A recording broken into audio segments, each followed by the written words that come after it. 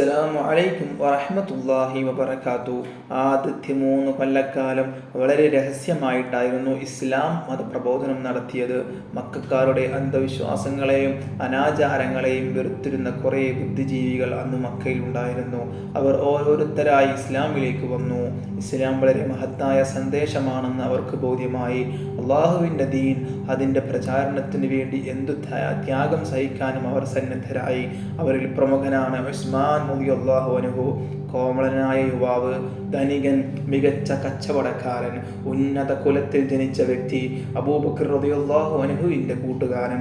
ദീർഘമായ ഒരു കച്ചവട യാത്ര കഴിഞ്ഞു മക്കയിൽ മടങ്ങിയെത്തിയിരിക്കുകയാണ് ഉസ്മാൻ റളിയല്ലാഹു അൻഹു.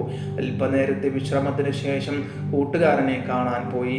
പതിവിൽ കവിഞ്ഞ സന്തോഷത്തോടെ സ്വീകരിച്ചു. ഒടുവിൽ സത്യം നമ്മെ തേടിയെത്തിയിരിക്കുന്നു.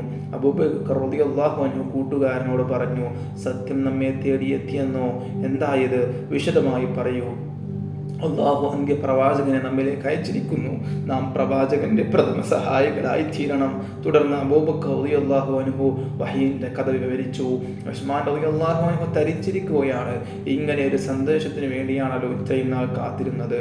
അള്ളാഹുവിൻ്റെ മാർഗം, രക്ഷയുടെ തീരം, പ്രകാശം പരന്ന പാത. മനസ്സ് കോരിത്തരിക്കുന്നു. എല്ലാ അനാചാരങ്ങളും അവസാനിപ്പിക്കണം. അന്ധവിശ്വാസങ്ങൾ തൂത്തെറിയണം. നമുക്ക് പ്രവാചകനെ സമീപിക്കാം, സത്യസാക്ഷ്യം വഹിക്കാം. എന്തു പറയുന്നു? അബൂബക്കർ റളിയല്ലാഹു അൻഹു ചോദിച്ചു. തീർച്ചയായും ഇനിയൊട്ടും വൈകിക്കൂടാ.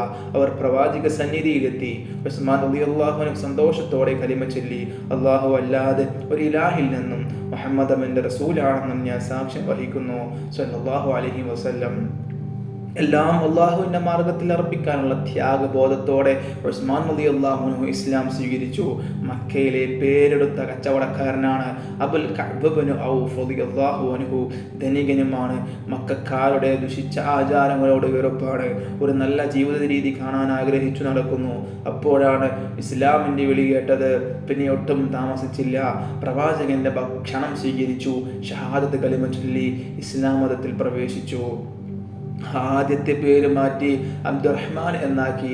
അബ്ദുറഹ്മാൻ ഇബ്നു ഔഫ്. ഇങ്ങനെ പലരും ഇസ്ലാം മതത്തിൽ ചേർന്നു.